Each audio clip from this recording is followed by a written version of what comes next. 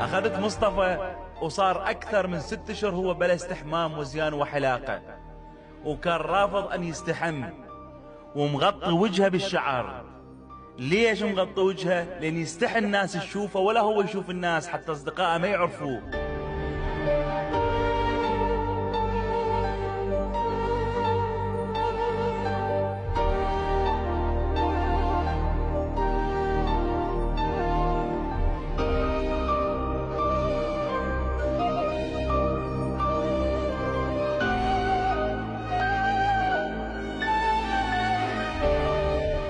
أخذته ورحنا إلى حمام السوق في منطقة الكاظمية حتى نغير شوية من نفسيته ونستعد للعلاج.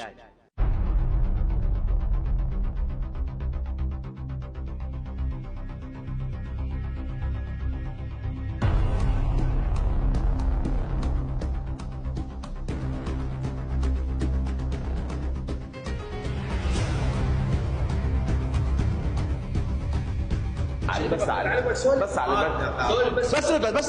انا وياك، بس انا وياك. ما اقدر سولف وياي. بس افهم شنو المشكله؟ ليش اتفقنا انا وياك؟ ما اقدر. ما حيدر بس قول شنو المشكله؟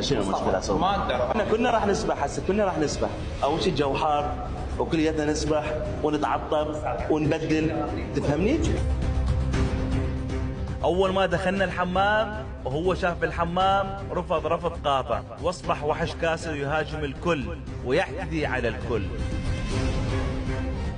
هذا بس طب هنا، بس طب وحدك. طب وحدك. اطب بس ما اقدر والله ما اقدر. بس وحدك. ما اقدر والله. انطر نسبح يتغير الموضوع ونبدا حياه جديده، صفحه جديده. ما اقدر. بالله انا اعوضك اياها كلها.